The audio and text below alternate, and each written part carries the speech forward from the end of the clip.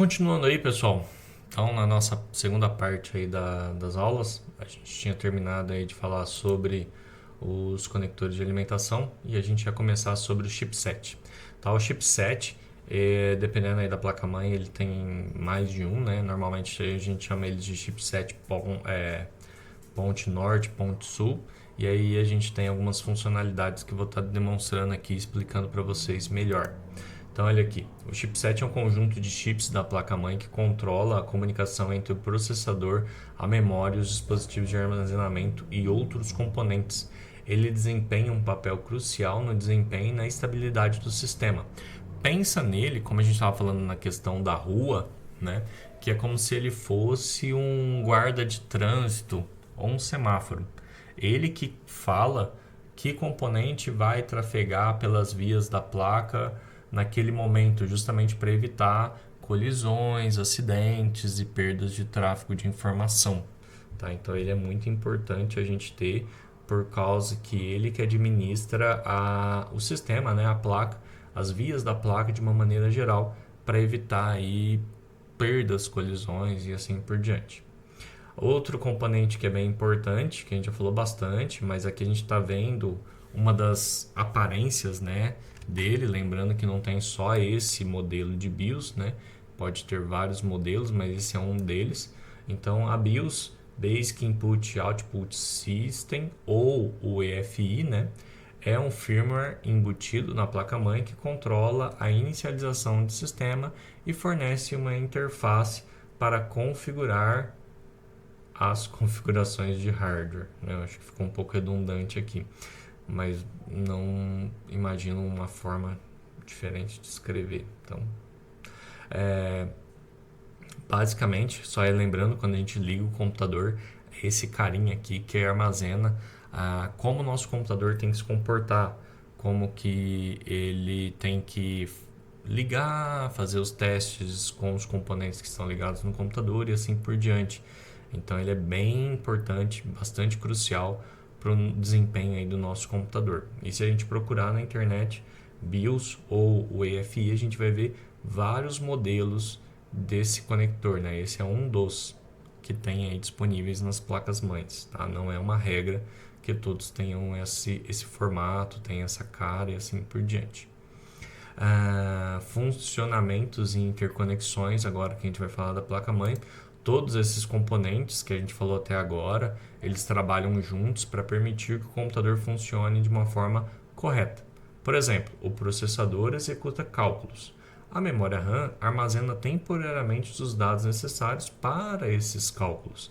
A placa de vídeo processa as informações visuais que são exibidas no monitor, né? A placa de áudio processa, por exemplo, as informações de áudio e passa para a caixa de som. Então, quer dizer, cada um desses componentes que a gente falou até agora tem uma função dentro do nosso computador e, vamos dizer assim, é crucial para que a gente consiga utilizar o nosso sistema de uma maneira adequada. Outras coisas que a gente também pode falar são os componentes que interligam eles, né? Então aqui, por exemplo, a gente tem exemplos de cabos de alimentação. Esse daqui é o cabo de alimentação do modelo SATA, né? Então a gente tem um cabo de alimentação com um conector diferente para o modelo IDE, tá? Essa é uma fita IDE, essa é uma fita SATA. Lembrando que a fita IDE e a fita SATA são responsáveis pelo tráfego de informação entre diversos componentes, como por exemplo leitor de CD, DVD ou HD ou SSD, né, do computador. E esse daqui é o cabo de alimentação que é importante para alimentar aqueles componentes, né? Então, se a gente tem aí um HD ou um SSD, né, um leitor de CD ou DVD, a gente tem que alimentar eles também com energia elétrica, além de transferir os dados. Tá? Então, esses carinhas aqui que são os responsáveis por isso. A gente tem aqui uma visão um pouco melhor, né, da nossa placa-mãe, dos componentes que fazem parte dela, né? Então aqui, ó, como a gente pode ver, a gente está vendo os conectores PCI Express, e aí lembrando, né, das conexões que vão aí o X1, X4, X8 e X24, se eu não me engano. Deixa eu ver aqui para não falar bobeira. Não, 16. 1, 4, 8 e 16. Tá, eu lembrava que ele ia dobrando, só que... 24 é aqui, é pino. Tá, beleza. Então é isso que eu tinha confundido. Tá aqui. Então a gente tem aqui os conectores PCIe, né? Então tem aqui 1, 2, 3, 4 conectores PCIe. Aqui a gente tem uma bateria, como a gente já tinha falado, né? É importante a bateria para guardar os dados e as informações do sistema, né? Imagina se toda vez que a gente ligar o computador a gente ter que informar a placa-mãe, informar a data e hora. Então, né, ter uma bateriazinha que trabalhe independente do computador ter energia ou não é muito importante. Aqui a gente tem alguns conectores frontais ou adicionais, né? Lembrando que alguns deles é a porta USB e a gente tem outros que faz outras funcionalidades, como por exemplo os botões que o nosso gabinete pode possuir, né? Aqui a gente tem alguns conectores do tipo SATA, alguns conectores da memória RAM. Aqui a gente tem uma parte de alimentação da fonte. Aqui a gente tem um chipset, né? Aqui a gente tem o conector do processador,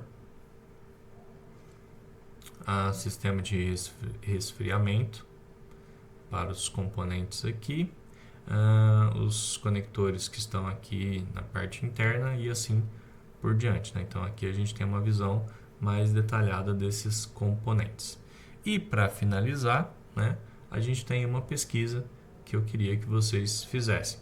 Primeira pergunta, né, que eu queria que vocês respondessem é: qual é a diferença entre uma placa-mãe on-board e uma placa-mãe off-board, né? Então a gente tem aí vários modelos de placa-mãe, né, vários tamanhos de placa-mãe, só que uma coisa que eu acabei não falando de propósito é sobre o que vem a ser uma placa-mãe on-board e uma placa-mãe off-board, justamente para ter um complemento do conhecimento aí de vocês. Só relembrando, né, as diferenças de tamanhos entre as placas-mães ATX, Micro ATX, Mini ATX e Nano ATX. Então, falar para a gente aí qual que é a diferença entre esses modelos. Depois disso, eu quero que vocês falem com suas próprias palavras o que vem a ser um PCIe X1, X4, X8 e X16. Depois disso, eu peço que vocês falem sobre a necessidade, né? Então, para que servem os conectores SATA em uma placa-mãe. Depois, como os dispositivos USB estão conectados a uma placa-mãe. Então, a gente já mostrou, né, e falou sobre as conexões dele. Então, você fala como que ele trabalha e qual a importância dos conectores de alimentação em uma placa-mãe. Então, lembrando que a gente até falou sobre a questão da fonte, alimentação e assim por diante, tá?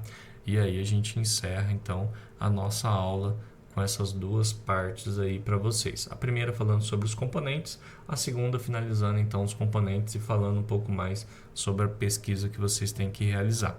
Lembrando que a próxima aula nossa, né, a gente tem aqui... essa aula vai ser publicada no dia 30, né? Então a próxima aula nossa, no dia 7, ela é assíncrona, não esqueçam disso. Então a gente tem que, assim, eu vou estar online, eu vou estar falando para vocês sobre a importância de e como, né, formatar um computador lá na escola e tirando as dúvidas de vocês ao vivo durante a aula. Então não esqueçam, dia 7, a nossa aula aí síncrona, né? Pra gente estar no mesmo horário, no mesmo lugar aí. Lembrando, vai ser gravada a aula, não tem problema nenhum, mas só relembrando que a próxima aula, então, ela não vai ser postada, né? Vai ser assistida. Não esqueçam disso. Tudo bem, gente? Então, um beijo e até mais.